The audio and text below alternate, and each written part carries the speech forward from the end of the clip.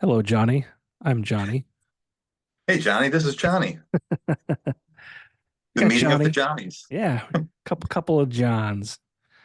Back in the day, that was frowned upon to To be a John? be a John. Well, Yeah. if you're in the Philly, we play through Philly quite a bunch, and they refer to things as John, this John or that John, except it's Jawn. Okay. Yeah, So if you're with it, when I was a little kid, like it was like you know you didn't want to be referred to as the John because that's a bathroom, right? No yeah, fun. sure. No fun.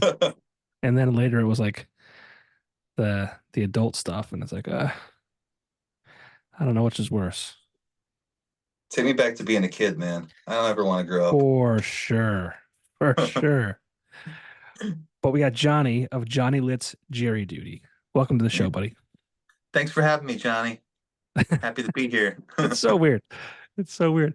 But yeah, I mean, we tried lining this up a few months back. Didn't quite work out schedule wise, but happy to have you on now because you're going to be coming back to our area, northeastern Pennsylvania, specifically the River Street Jazz Cafe on March 16th, which when this releases, it'll be like in a couple days. So Yeah, back into town. And I say back into town, you're originally from Scranton, Pennsylvania, but you're a nationally touring Jerry Garcia tribute band. that's right. And I don't know a lot about you, man. Like I've seen your name. Um, it's funny. I saw Axelrad did shirts for the band. Um, Yeah, we I just did a big merch order with those guys. It was our largest one to date, so we were really grateful to keep it hometown. Who'd you talk to? So Wes, a friend of mine who did the graphic design on our most recent artist, Wes Snore, right? Wes Nor, yeah, he did our art, and we were just stoked. I've been talking to Wes for a while too, and part of Jerry Duty, and the thing is, it's a collective. So for me, it's not, the music is one part of it, but it's only a slice of it. Jerry Duty is a little bit bigger than that for me. So that's really um, the like-minded getting together to celebrate and to share their gifts. And that being said, we have some great people back home. I've been trying to line things up with Wes for a minute, and it just worked out. We switched artists, and we were so happy that he did our work on this run. We were just really blown away. And then also working with Axelrad, that's people that have been their radar too, and it just worked out. They really took care of us, and we actually had our merch shipped on tour. So we had our merch shipped to St. Louis. We were playing the City Winery in St. Louis, and it was pertinent that we had to have it there that day at that time, and they were really so accommodating. So we're really blessed with the support we got from both of those guys.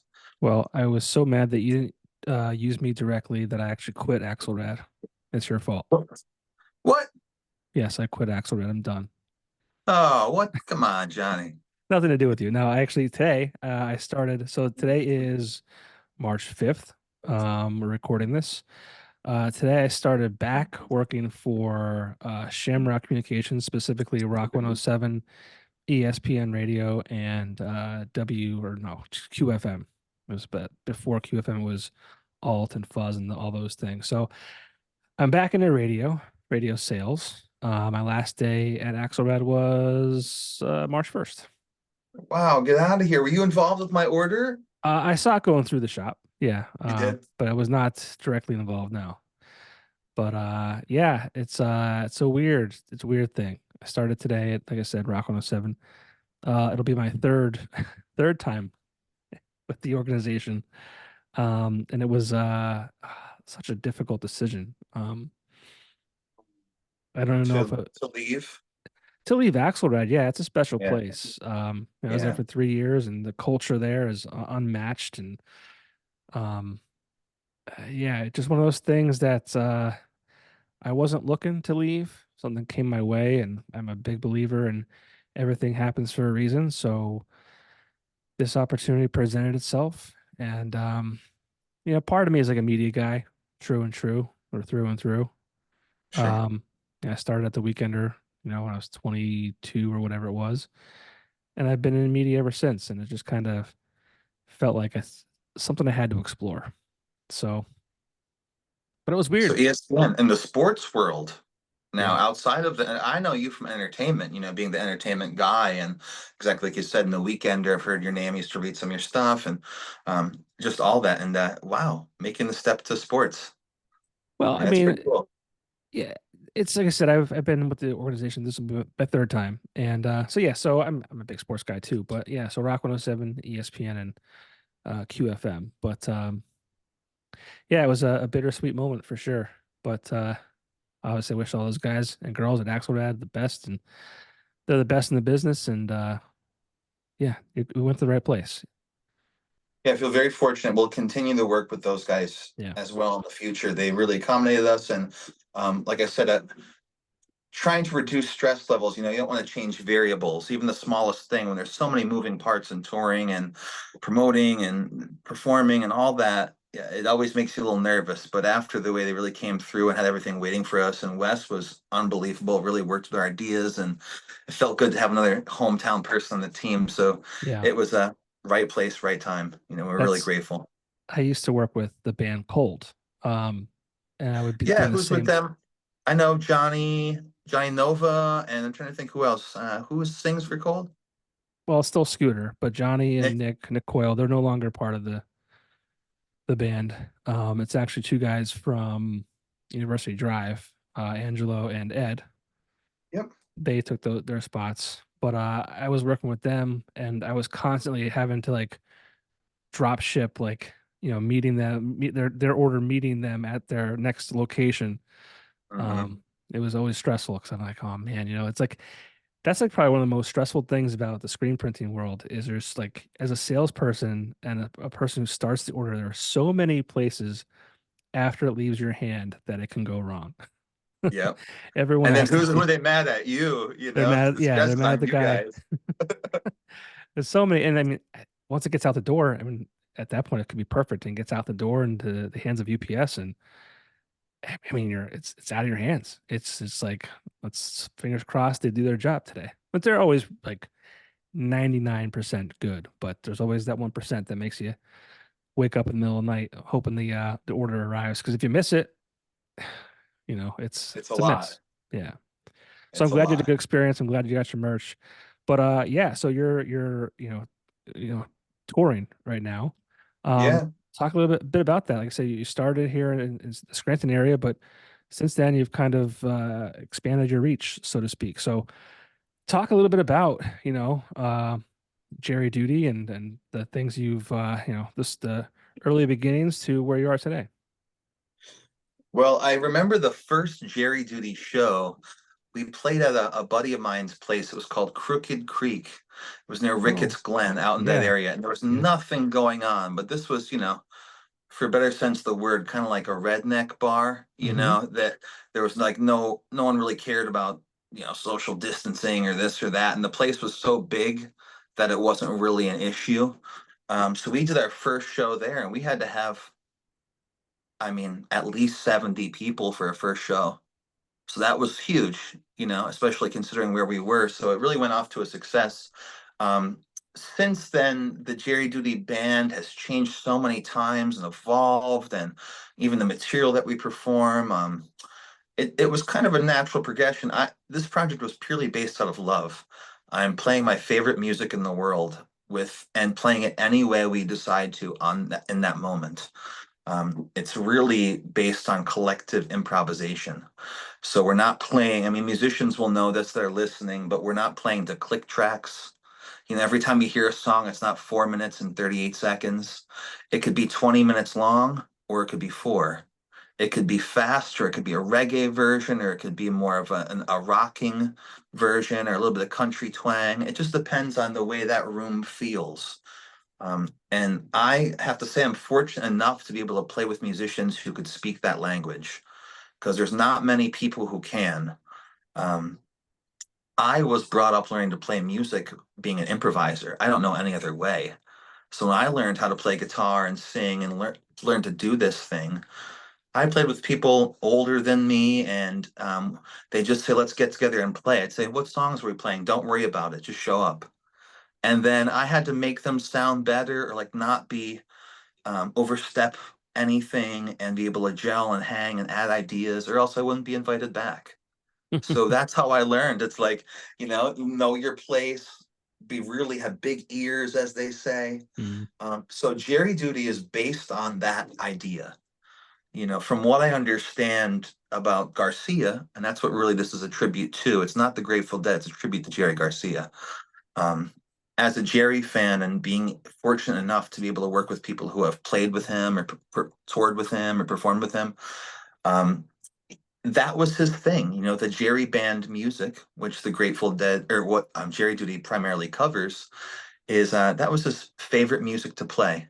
He was trying to leave the Grateful Dead in the final years because it was just too big and too corporate. He just wanted to be raw and do that. yeah. So this is a tribute to him, continuing that legacy and trying to, keep the culture alive and to celebrate really the lifestyle and that way of looking at music together.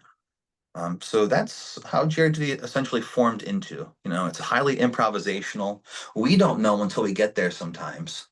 The room could be very mellow and we could have a set list or something and say, what, this isn't going to work, out the window. Right. Let's try something now. Or this songs are too hot. Let's slow them down. So a lot of that is it's a feedback loop that happens with the audience and with us. So a thing I always say to people is that we make music together because that's really the truth. The energy I get from them, I kind of add something or the band adds something, we give it back to them and we trade that. We make music together. So we kind of it's a co-creative project. Um, that being said, it originally started with a certain lineup, and now I have certain different lineups across the country. I have different lineups that I run with in Vermont and that market, New England. I have different lineups that I run with in New York most of the time. We have a lot of special guests come in that make things really exciting. And the things I tell them as I say, I don't want you to play like John Kahn or like any of the Melvin Seals. I want to hear your best you. Mhm. I want to hear your best you. So I want them to add their flavor to it. And a lot of these guys are really, really good. Um, so I'm fortunate enough to make music with them and to tour all over the country doing this. So sometimes it's a regular lineup. Sometimes I have special guests and it's things you've never heard before. But it keeps it exciting for me because playing the same thing all the time, that's like a slow and cruel death. Right. I was gonna say that's probably like as a musician, as a creator, like that's gotta be very appealing to you. And you talk about this rotating cast, like that's fun, right? It's not like you're playing the song and you have to hit every note and every chord and all this other kind of shit. It's like No, we're gonna just have a good time tonight. no, we're gonna serve the song. I always say have big ears and try and make everyone else sound good. Yeah, Everyone sound, try and serve the song first before you serve your own ego. yeah, And that's the thing, being able to be open enough where allow things to go different directions, allow things to take form without being so stiff and rigid. And I think our fans are like that too. There's a lot of highly creative people that follow and support the band and they're part of this community that we're building and, continuing to build. And they're all like unique, improvisational, cool people that want the same thing. They don't want to hear the same thing over and over again. They're willing to take chances. And part of that is that sometimes they work out amazing, other times they don't. But that's the risk you take in like jazz music or this type of music. And I feel fortunate that they're along for the ride too. yeah, We've had some crazy nights and they're like, oh, that was so great. And we're like, oh man, that took a totally different direction. But everyone loves it because it's bigger than that. yeah. It's bigger than that. They want to take chances with us. Right. So that's what we're about. That's what we're about. Is it safe to say that if I were to see you uh twice in a row, that each show would be different? Yes. Yes, we changed. We're not a band that some bands they'll work on their album release or they'll work on their newest hits and they'll play those songs every single night the same exact way the whole entire tour. That's what they do. They do whatever tour that is. For us, we're playing some deep cuts. We're playing some more popular stuff. We're changing the way that we play it. We can have versions of the same song that one is 4 or 5 minutes, the other one's been recorded at 18 or 20, Mhm. where there was a break and we were kind of doing that feedback loop thing together with the audience. So no two shows are ever the same. Sometimes different lineups, sometimes you have special guests. We'll have a sax player. We'll have percussionists sometimes. We'll have people live paint. They paint live and create with us while we're Oh creating. wow. Okay. That makes tapers come out and tape our shows. It's really a collective, and we encourage that. We allow people to vend to their shows and create like a little market as long as they're making the things themselves. That's our thing. As long as it's Okay. handmade and they're making it and they're creating it, they're welcome to come and vend and just share in that. That's interesting. That's neat. And this all started like what, 4 years ago? Yeah, 3 or 4 years ago, I want to say it was like 2021 maybe or 2020. See, Jerry Duty started, I want to say it was 2020, but I got hired for a country band when I started putting this thing together, and we were playing a lot. I just didn't have the time. So around COVID time, I ended up falling back into it, um, and deciding like this is really what I need to do. This is what I have to do. Not that I need to, I have to do it. Right. So yeah, so I'd say about 3 or 4 years now. And I guess it's been going pretty well. It has. It has been going very well. Um, there's ups and downs with touring projects and newly touring projects too. There's so many variables and things associated, but we are playing so many different venues and big venues that we never thought we'd be able to at this place that we're at now. Um, we get to make music with a lot of incredible artists, and the community is really almost better than any other community out there. I mean, or I'll say that we're very grateful. Yeah, I mean, when you first started, like I I, I don't know, I'm not in that kind of scene. The Yes, jam bands and the I mean, I love the music. I appreciate the music. I just not I get very limited time to go to certain shows and it's just not really on my radar. sure. Um I mean, other than the fact that you wanted to do this style of music, I mean, did you think there was like a need and a void that needed to be filled? Well, I did. I did. I felt like it was more about bringing the community together because I'd see some of these fans, and I would go to some of these like Phil Lesh and Friends shows, or I used to go to the Rat Dog shows back in the day. And, you'd see a lot of these cool people, and like, where are these people? I'm sure they're like bummed out and not being with other people like themselves. I'm sure Mhm. that they need more opportunities to come together and celebrate this thing. It's bigger than the music to celebrate this thing. So that's how I felt with Jerry Duty. I felt like there was a need for that. And really, we started focusing more on the Jerry Garcia band music, which covers songs like How Sweet It Is and I Second That Emotion and stuff like that. And then down to reggae songs like Harder They Come and Johnny Too Bad and some of this. So a different catalog of music that really at the time wasn't being touched on hardly at all. Now it's grown in popularity so much where it's a different thing. But when we started just a couple years ago, it wasn't happening. No one was really covering that music.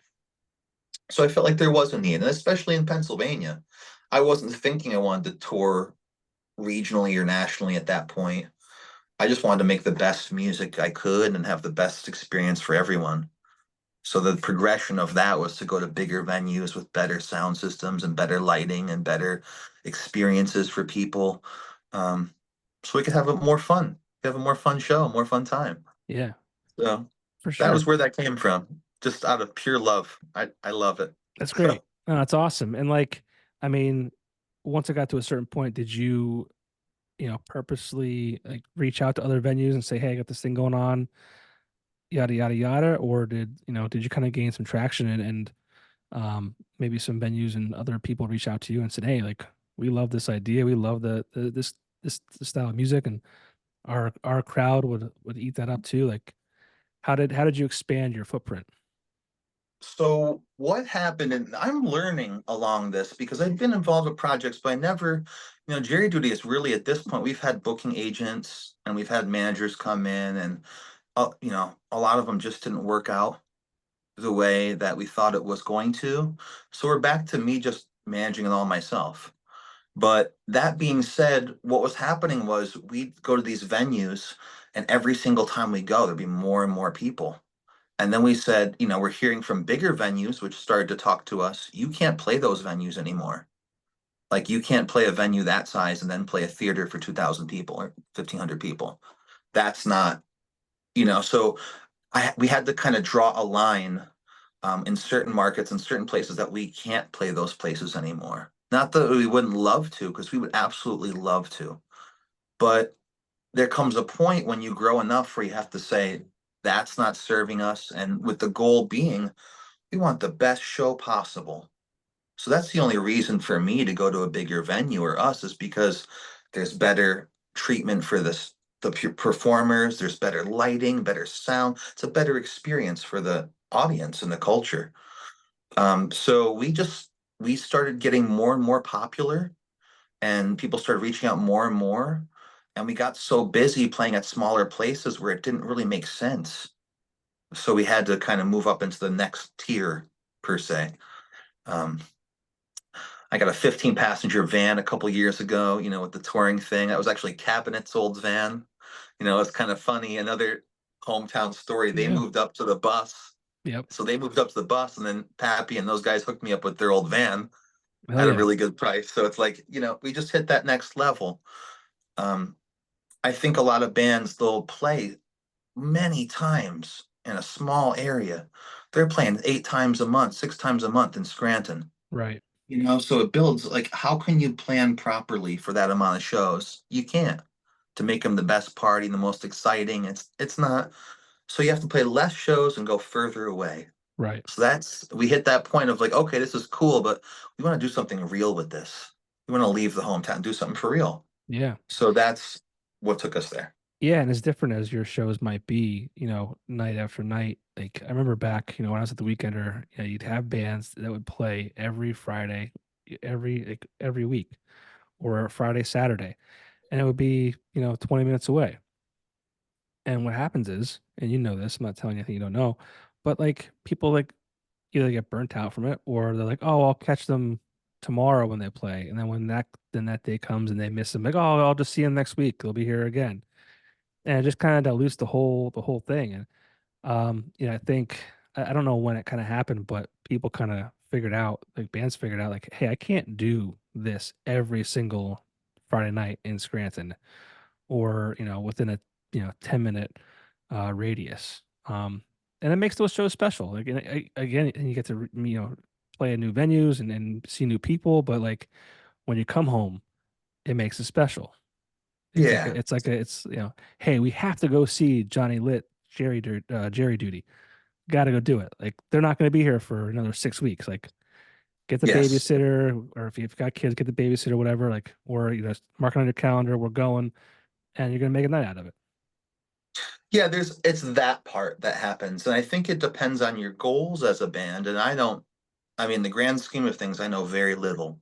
But just in what I've learned, if your goals are to perform your music, whatever type it is, to larger amounts of people and be able to bring more people joy at a show, you have to start saying, I can't play this many times in my market. I have to start going further away, even though it maybe financially doesn't make more sense. We're not making more money, but you're growing that brand and you're earning new fans and they'll see you next time in a couple months when you come back.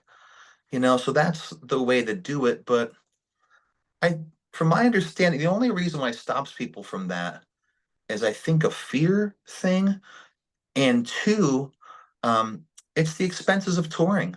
Yeah, They're up more than ever, lodging and transportation and fuel and marketing, and I mean it's enormous. And without guarantees that are substantial, it's a scary thing to take on. for It's a sure. scary thing. So, from my understanding, that's maybe why people don't do that. But any word of advice is just most people are overplaying, Yeah. and I know how busy I am. I love live music. There's so many bands and even local people I would love to see, but just doing all the things I have to, I have a family now, and with touring and stuff, I have very, very limited time. So I think most people are kind of in situations like that now. Yeah, you gotta make it count. Gotta make it count, Yeah. most definitely. So that's Jerry duty. Yeah. And we got a big show coming up at the Jazz Cafe, like I said, the 13th or the 16th of March. That's a Saturday, right? That's a Saturday.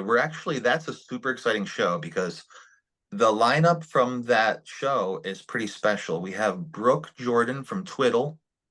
He's going to be drumming with us. He's coming in from Vermont and doing that run with us. We have Adam Flicker, which was from the band American Babies. He's kind of our regular key player. He's a Philly guy, but he was with Tom Hamilton and whatnot from J-Rad, the band J-Rad that people know of. Joe Russo's almost dead. Okay. They had a band called American Babies. That was before that. So he was from American Babies. And then we have Jonathan Coleman from Muscle Tough. I don't know if you know John Coleman, but all extremely talented players from different backgrounds. Different backgrounds. So we're really excited. We have that show that's local, and we have a 420 show at the Renegade Winery, the Sherman Theater. Oh, nice. Very Yep, cool. yep. So I mark your feel like, calendar for yeah, 420. Great day. that. It's kind of a holiday in our world, Johnny, if Right. you don't Yeah, know of that. course. I know. I'm aware. Um, this scene, I feel like it, you say you have, guys coming from Vermont and you have these fill-ins and all this. I feel like they, people in the scene, artists in this scene, artists in this genre, like tend to really like get amped about like, yeah, I'm gonna come down from Vermont and I'm gonna play this show with this band. Like, and you mentioned it before, it being a communal type of thing. Like, how does that work? I mean, like we just talked about how it's not cheap to travel too, but this scene, like I've noticed that a lot. It's just you can it's people really love to gather and be like, yeah, I'll play that show and I'll open the show and you know um they want to be part of it. So how that works, I'm not sure about other people, but in my world, um, we talk. The jam band community is kind of small, at least of the people that are really doing it. It's a big scene, but the people who are really playing or touring or whatnot, they're kind of a small nugget of people. So those names get tossed around a lot and we'll end up interacting with each other or like talk about future plans or like perform with each other. I'm like, hey, I need a fill for this. Can you fill in? Or hey, this came up. I need a guitar player for the 3 day run or whatever it is. Sure, I'll be there. And you play and you have a great time. And you say, you know what? We're going to work together in the future. When something comes up, the favors are returned. So over time, I've built a catalog. I have probably 50 players in that catalog of people who are talented to varying degrees in different markets all over the country. Um, so that's how it works. I kind of write material for the shows that I think would be suited for their strengths, what I think would really make them shine. Um, and they would be able to be their best self with. And then we perform these shows. So it's very similar to like jazz. Yeah. In jazz, they have the real book. And that real book is 300 songs or so that every jazz player who is worth their weight in salt knows these tunes, or at least is familiar with them.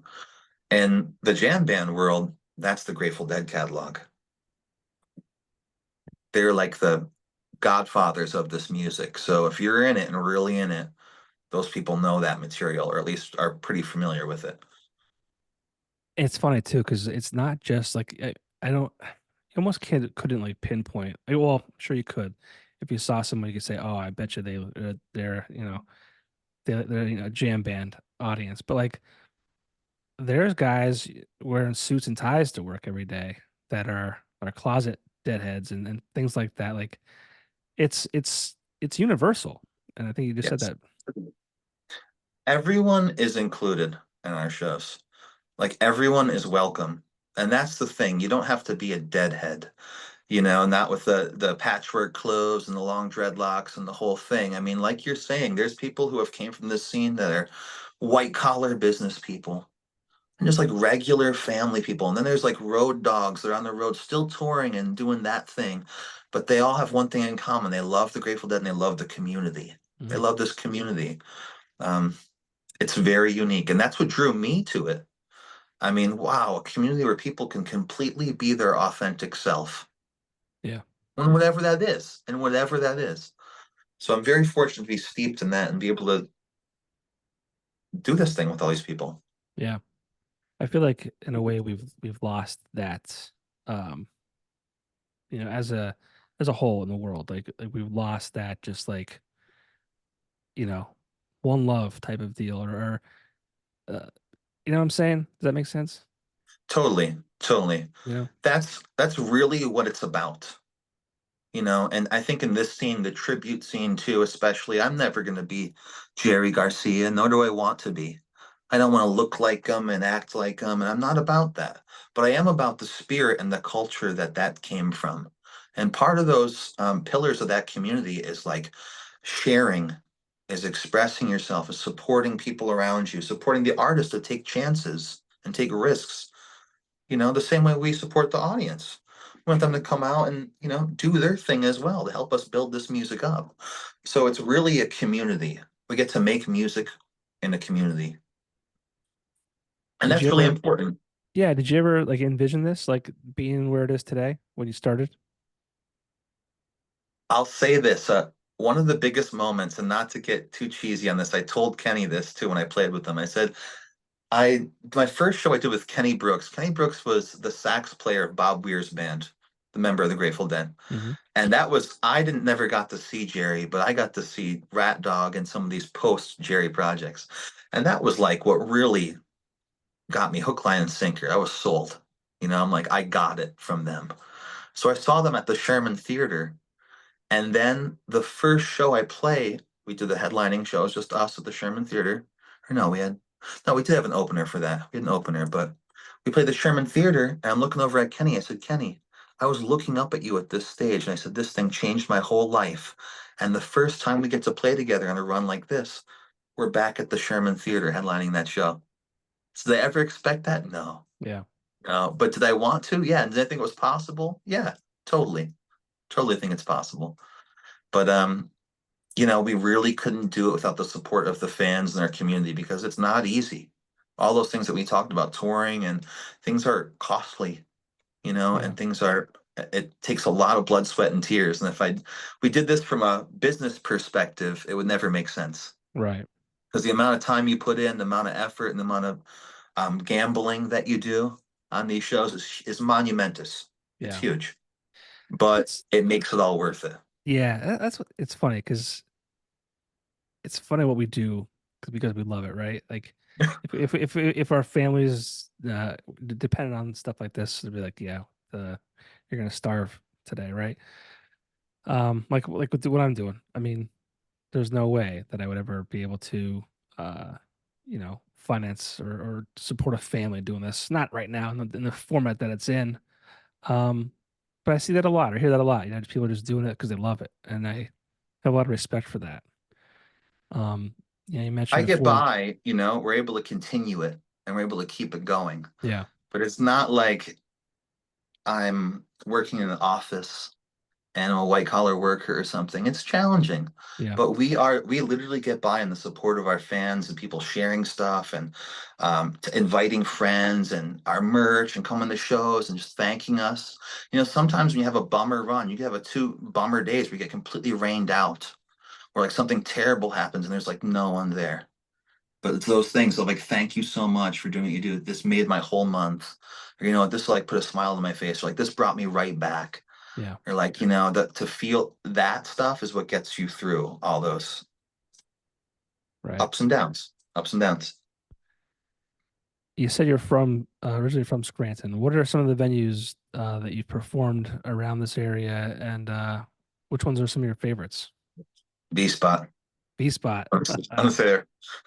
Those are my boys. I love Vinny and him and my father go way back. And Okay. um and this is no offense whatsoever, but from a bar venue, not a ticketed venue, the V spot is a place to play in Scranton. I'm just saying that right now. So yeah. Listen, I don't know who said it. Maybe I made it up, but I joke with Vinny. Vinny and I are very close as well. And I made the that's not a joke. It's like it's kind of serious. Like if you play the V Spot in Scranton, you've made it. You know, well, the guy books out a year in advance. It's like I know. you don't get it if you don't get in there. It's and when you do, it's like okay, wow. And Vinny's very particular. He doesn't let just any Joe Blow get on that stage. Like he listens to No. the music. He's not just saying, yeah, yeah, you can play. You've got 100,000, listeners on Spotify. I don't care what you sound like. He puts time and effort into everyone he has there. Yeah, and he's a musician too. Vinny's a guitar player, was a guitar player. I know he's a metalhead, and we talk about that because I'm not real. I've done my old band, the Holtzman Effect. I was in that band. That was my original band with those guys. Oh wow, I didn't know that. Yep, I was a founding member of that band. So we wrote a ton of that material. So like I could get down with that stuff too. And we kind of joke about the jam band thing. Um, but Vinny genuinely cares about the artists. Hmm. He wants to promote you. He wants to see you do good. He has your best interest and you feel it. So I think that's why the V Spot is successful. Yeah. And he that little stage in the corner, that lighting he has there, and the great little system, he made the most use of that venue. Hmm. So for him, he like really it shows that he puts the artist first. And that's why if I was ever gonna play in any place in Scranton, that's where I would play.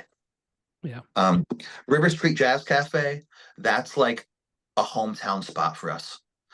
Um, we After we did there, we've sold that out before that venue. We've sold 300 plus tickets and turned people away on one of our shows before there. We've had amazing times there. We'll continue to go back there. Sherman Theater, we've played the Sherman Theater. That's another amazing venue. Hmm. Um, I am excited about the new Ritz too. Yeah. The Ritz, I mean, that's really cool. I Yeah. was excited about the Leonard. Nothing ever happened there, but I'll say this: Scranton desperately needs a 3 to 500 person venue where a touring act would come through and play and sell tickets right in town, or a local act to get on a big stage and open it Yeah. up for guys and play, showing support. We desperately need more venues like that in Scranton, and And that's what's why very everyone leaves. yeah. Yeah. It's I've seen so many come and go over the years. We mentioned the V Spot, and I think it's well, I know it's successful because of what you just said, right?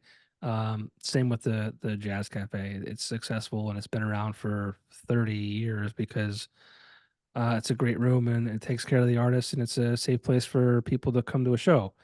Um, but I mean, outside of those two, I mean, there aren't a lot of venues, and you said the Ritz is a good addition, right? But it's sad. There's not a lot of venues, and I think the problem with that too is as a venue alone, right? Like you're not going to survive if you don't have a bar to serve alcohol in. Like you would have to It's be most just of the like profits. yeah, you would just have to be like this person who like they just loved you know entertainment and giving bands a place to play. So even if they just broke even, they could still afford the rent or whatever, and they can have a venue. But so much goes into having a profitable venue these days, and it's tough. It is. It is. Yeah. I mean, and that's why, not to sound cheesy or anything, but like if there's a band you like, or there's a venue that you like, support them because that's how you vote. Your votes with supporting them and getting their merch or, sharing their stuff online or inviting friends or any of that stuff makes the world of a difference. It really does for the venues, performers, community, because it's getting more and more challenging. I mean, I talk to people all over the country in different markets and kind of seeing what's going on. And a lot of these big, small venues are getting squeezed out Mhm. unless you're Live Nation and some massive corporate run thing. That's a different vibe too. So I think local venues, 3 to 500 people capacity, there's nothing like playing a show in a room like that. Yeah. I mean, so it really is dependent on all of us to keep those things alive because it is getting more and more challenging for them. Do you think it's? I mean, I'm old. I have a family. Do you think it's like this? I'm not going to shit on the younger generation. That's not what I'm trying to do here. But I feel like they just do different things.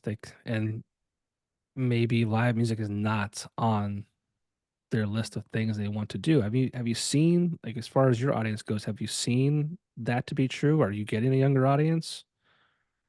So with our audience, that's an interesting question because a lot of the fans, you have to realize, that grew up in this community, in this culture. We were kind of the tail end. I'm 35, my partner's 38. We're talking about, it's really, they see some people in our age range, and she sees more of it because she's at the shows doing the merch and help and in that. But it's some people our age range. A lot of people are older. but they're fading out because they're not leaving the house, they're not able to go out late and party. Those days are kind of ending for them. Right. So I get really excited about the next generation stuff, the younger kids and the younger community. I mean, we've had 12, 13-year-old kids at our shows before. And Nice. that to me is the coolest thing. I always try to shake their hand, say thank you, like take a picture with them, give them extra energy, because that's the stuff that's going to keep this culture alive.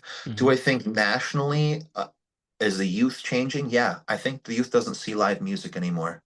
I think they stream it on their phone. I think they go to venues that are massive. If they're going to see Drake or a big Right. band like that, Jelly Roll, they'll do that and pay a couple $100 a ticket. But like how we grew up, going to the staircase or going wherever to see this stuff, the $20 tickets, for the night out, that middle ground is getting a lot more challenging and it's Yeah. dying out. So what's the answer? I think community. It has to be cool and it has to be fun. It has to be more than just the music. Because you could listen to all that music on your phone.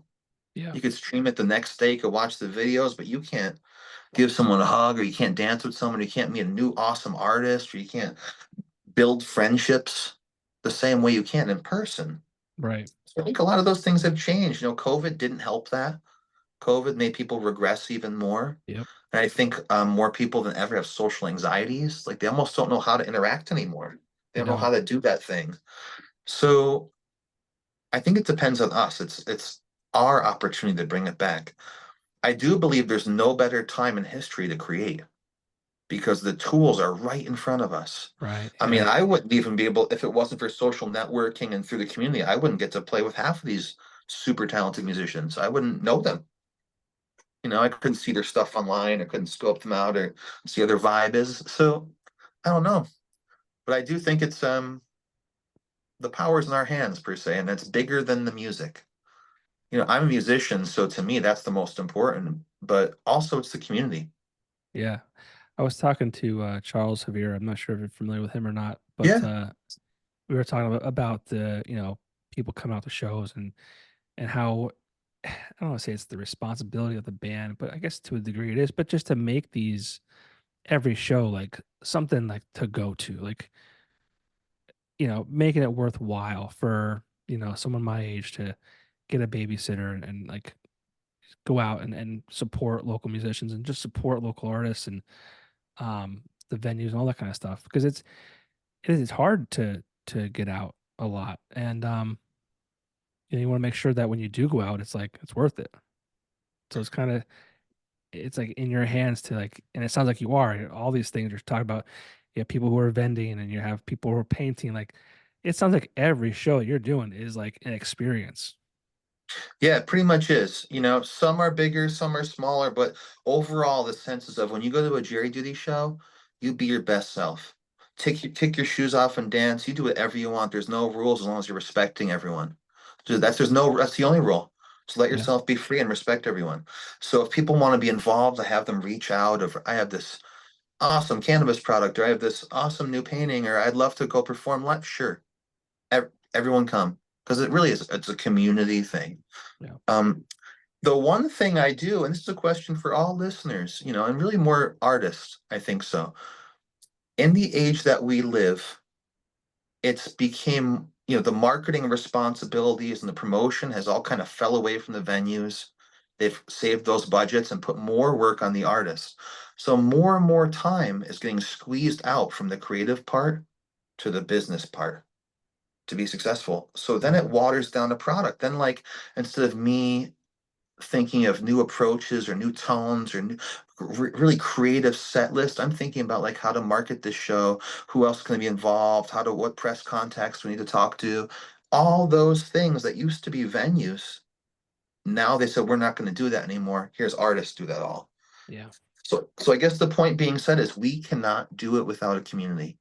We can't build a community without a community being on our side because the bandwidth of one, two, or five people to take on all those tasks and still remain an artist is very challenging. And some people do it really well. Me, I struggle with that. I'm going to say that I struggle with that balance. Well, it's hard, man. Like, and it's weird too. Like self promotion. Um, even when I promote this show, like it just feels odd to me It feels like I'm bothering people. It feels like I'm, annoying people and things like that. But it's just like, well, I mean, and I don't do it for me. I'm not making money doing this. Like, I want to share, the conversations I'm having with these artists and musicians and creators, and I just want to share their message because what they're doing is super cool. But how do I do that unless I, you know, promote it? Yeah, unless we're posting every day and keeping the Right. algorithms, feeding the machine of the algorithms and all this other stuff. And every 30 years ago, it wasn't like that. So I'm still No, learning, you know? I'm still learning. it's hard and it changes every day. It changes quickly every day. It's like, how do you keep up? I'm not jealous of you guys. I mean, and it seems like every band has somebody who, like, does the graphic design work, or the promoting, or their booking and all that kind of stuff. It's like you're forced to, like you said, to be a self-sufficient engine. Yeah. I think that's for small business too. A lot of small business, it's like that now. You're invisible unless you could do all these things. Yeah, So if you don't it's, have a, I commend everyone else that's out there doing that because it's not easy. And, the way to go and the right on, that was great. And all that stuff keeps you going. yeah. Tell me about some of the venues outside this area that you really enjoyed, or that were some of your favorites. Okay, so we just played City Winery in St. Louis. That was my first show in St. Louis, Missouri, and that was really great. I had some of the best steak I think I've ever had in my life. Had amazing treatment. They had incredible sound system. It's Meyer sound systems, which are like if a band PA was 3 grand, a Meyer one would be 50. I mean, so it's really incredible venue. I loved that. Nectar's in Vermont. That's where Fish started. They used to play there every week. And that's where that band essentially came from. So playing Nectar's was really cool. Some of the Vermont venues, like Zen Barn too, is a great time. Um, to kind of circle back to some previous things, is that the community, and is it kind of dying out? Is it changing? There's certain pockets in this country where there's young and younger people who are being brought up in this, and it's thriving. But it's little pockets, Vermont being one of them, Buffalo, New York, Rochester, New York, happening. Some areas in Boston. So back to venue, Sherman Theater, the Mauchonk Opera House is a local one I absolutely loved. Yasgur's Farm, the original Woodstock, that was really a cool time. We've played there a couple times. Um, Off the top of my head, I think 118 North in Philadelphia. That's a cool, really cool spot for touring through. Um, yeah, those would probably be the top ones right now that really. Oh, Stone Church in New Hampshire. Also, a really cool happening scene with a pocket of people that are in this community. Great treatment, great sound. So yeah, I've been blessed to play quite a few and looking forward to some new ones. Yeah. Do you get a chance to kind of walk around these towns that you're in before or after you play, or? So sometimes, the answer is sometimes, and Yeah. when I do, it's great. A lot of times I'll contact other musicians, we'll try and get breakfast or try and link up while we're there if it's possible. Depends if we're on a tour, touring is definitely not like how you would expect it, like Motley Crue or something, where it's like crazy parties and like getting back, getting drunk and wasted. It's like I have an itinerary. We have to be at every single thing at a certain time or else you're gonna miss it. Right. Everything is like dedicated. A lot of times you're getting limited sleep because you have to get to a venue 5 hours away in the other direction and do that. So the amount of time is less and less. Yeah. I would say I don't really, and I wish I could. Yeah, that's things, because you have this opportunity that I mean, you're already traveling. It'd be amazing to be able to, really visit all of these different cities that you're in. Yeah, some of it. So when I am fortunate enough, there's enough time, I do try and hit like the best local coffee shop. If they roast coffee there and stuff, I'll be there. We'll try and get like I'm a foodie. I don't really party very much and stuff. So I'll try and get like me and my partner, whoever else is with us, try and get the best lunch possible or dinner. We like that. Something local and fresh and like organic and nice. Um, that's what we like to do.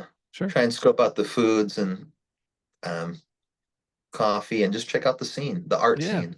that's great. I'm not saying you have to go party. Yeah, just like as long as you're, you're consuming the different offerings that they have. So that's cool. But I It's mean, cool. and I don't get to travel that often these days. I got two kids and all that. And but I know before them, when my wife and I were, we didn't have children, it was fun to travel and see different cities and just like kind of get lost, like without really an idea where we're going. Just go down here, you know? Like different dimensions. Yeah, That's how we've been laughing about that because when you travel a lot, you feel like you have this crazy jet lag, but it's like, was that just a dream? yeah, It almost feels like a dream. We just did a cross country trip and stuff, and it felt like a complete dream. So many different, we live in America, but there's so many different pockets of cultures of people that live and act and view things differently than we do in Pennsylvania. yeah. So it's really refreshing and gives you humility to know that it's not just done this way. There's a Right. lot of ways to do it. So that's what I learned from traveling. I just did Costa Rica this past year. I, Cool. I got flown over to Costa Rica to perform. That's another thing. Talk about different. Everyone, there's no military. Their healthcare costs are very minimal. Everything's organic in the whole country. Everyone's like, no one's in a rush. No, it's not cool to rush. Yeah. People walk places, so totally different. Imagine taking a New Yorker and putting them there. It's like, wow, shell shock. Yeah, right. That's what's cool about the world in general too. Is there's like so much of this that we might never see. Like I know there's stuff that I'll never see. As long as I live, I'll never see it. And you see people sharing stuff, and my one a buddy of mine is going. I think he's going to go golfing next year, or maybe it's this year in Nova Scotia, and he shared images of the golf course. And I'm like, it's so hard to believe that there is something in the world that looks like that. Like it's incredible. It's so vast. It gives you such gratitude to know Yeah, that exactly what you're saying. We can do something every single week until we pass and still not encounter more than 5% of what's on this planet. yeah. That's probably being very generous saying that. I was talking to somebody recently. Well, it was probably months ago, but just if you're driving and you look up at the mountains and you just see the trees, like there's like I don't know how much of it. Like there's probably parts of the world that have has never been seen by anyone. Oh, no, no It's doubt. crazy to think. No doubt. Hasn't been Like, touched by human hands. It's been there right. forever. No one's seen it. I think there's like the same with the ocean, and how much of that has been unexplored. So That's like crazy. space. Yeah. That's So like the crazy. ocean's like space. It's like so much out that it will never. I don't know. That's crazy to think about. Like, I don't know. I don't know. Yeah, There's not enough time on this earth for us, it's wild. That is true. unfortunately. And when I had kids, before children, I was like, yeah, whatever. But like when I had kids, I was like, I want to live forever. True. 'Cause I don't want to ever see, I don't ever want to be without them. Just have to be a Um, vampire. Have to sign up and become vampires. if that's on the I board, we'll sign me live up. forever. I mean, Sign come me on. up. I'm But down with that. it'd be easier to feed, just drink blood, live forever. I don't know. You'd be Yeah. ridiculously smart. You would have seen everything. I don't Yeah. Well, when you figure that out, let me know. know. I'll private message you, Johnny. Yeah, thanks. Um, I mean, we're still in the first quarter of 2024. What do you have lined up for this year? Anything special you could talk about, or Yeah, yeah, anything? yeah. So last year was super active. We were all over and touring quite a bit. This year, not as much because I've been taking on some other things in my family and other projects I want to do. For myself, I want to start writing original music again and want to give that some focus and time. But for Jerry Duty and these projects, I'm performing with myself and also I lead other bands too across the country. So I'll get hired and brought in to be the front man and do the Jerry thing for a lot of other bands. So stay tuned for that in different markets all over. We have our tour coming up in March. We're playing in Syracuse on the 11th, I believe it is. Then we're doing Rochester the 14th, Ithaca the 15th, River Street Jazz Cafe the 16th. So that's our March, our first leg of our March tour. We'll be back for another local show April 20th at the Renegade Winery, which should be super exciting. And then we're still working on routing and touring for throughout the year. I would say the best things for people is check out Johnny Litt's Jerry Duty on Facebook. Give us a follow if you do the social media thing. If you don't, it's johnnylit.com. I try to stay pretty regular on posting dates that come in and tours that come in. I know we have some Jersey dates, we have some Connecticut dates in the works, we have a Maine date in the works. Um, but yeah, so a lot of things coming all the time. But johnnylit.com is the best way to stay connected to that. That or the Facebook, or we have Instagram or any of that stuff too. But I know not everyone's on social media, so Yeah. you can find it there. YouTube, I'm assuming. Yeah, YouTube. We're not as heavy on YouTube. We have a lot of taper stuff on archive and whatnot. But yeah, the best place is probably Facebook, or I try to stay somewhat regular on Instagram. I would stay tuned for other projects too. I'm looking forward to doing some other collective shows coming up. One of them might be a Bob Dylan thing. Okay. He holds a big space in my heart, along with writing some more original music and collaborating with all sorts of other musicians and genres even that'll expand me and challenge me. It's all good. Yeah. It's all good. I was going to ask you if, like, you know, after you told you were a founding member of the Holtzman Effect, um, as you're performing someone else's music, if you kind of missed that whole like original aspect of things.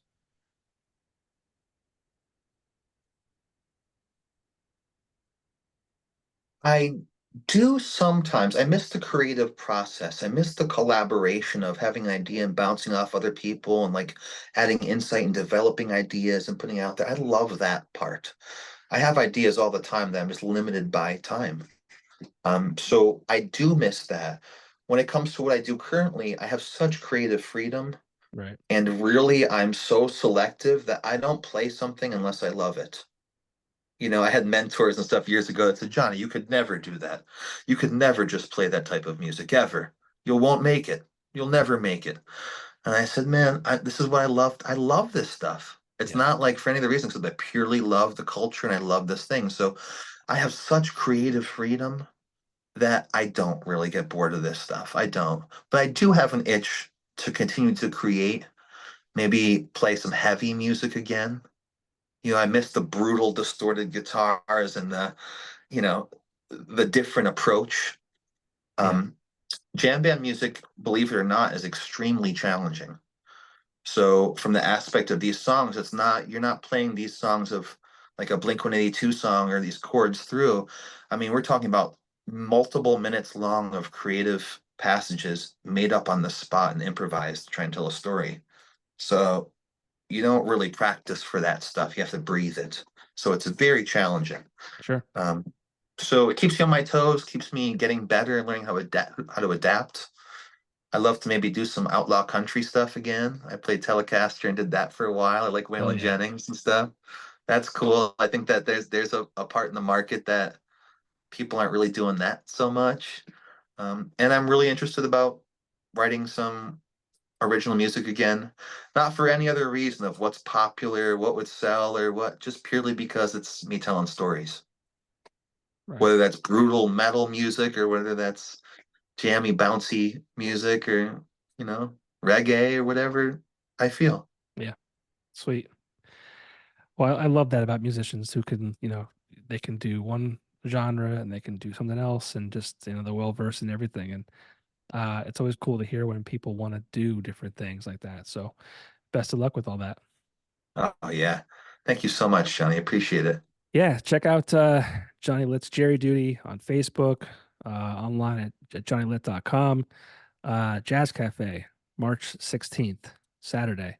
I'm assuming tickets are still available. Hopefully they're not sold I out yet. haven't heard they sold out. That's Okay. the official Dark Star Orchestra after party. So we booked Okay. that show, and then Dark Star Orchestra announced their 2-day run at the Kirby. So we're really trying to extend the weekend for everyone. Right. The Okay. thing is, they're going to go there, and then the party's going to go over to the Jazz Cafe after, and we're going to end that run there. We may even have I'm not going to say who yet, but we may even have a special guest stop over, as well as the ones that are with us, Brooke from Twiddle and some of those guys. So I'm super excited. Yes, tickets are still available, I believe. So hopefully when this airs and people are watching, listening, if you're listening or watching, go find the ticket somewhere. Jazz Cafe's website shows a link to everything on your site and Facebook Yep. page, but hurry up because tickets might be on the way sold out. So We have Johnny, sold out that venue before. Yes. yeah, it can happen. And now it's a special night too. Outside of all the great musicians, it's an after party too. So It's going to be a awesome. good time, no doubt about it. Hell yeah, man. Things will get weird for sure. I love that. When I was younger, I'd get drunk and I'd say let's get weird because I love it. That's kind of the motto for some of our fans, being what I said, it's about expression and no judgment. So under those contexts, things do get weird, Yeah, I love it. but always cool. I love Always that cool. so much. Well, Johnny, thank you so much for taking the time. I really enjoyed talking to you. And like I said, I've seen you. I've seen the name all over the place. I've heard about you, so it's great to get a chance to talk to you. Likewise, Johnny. Appreciate all that you do, man. Really I means a appreciate it. lot, and it really helps this community that I'm blessed to be part of. I'm also happy to be part of it. So thank you. Thanks, brother. All right, buddy. We'll see you soon. Yep. Later.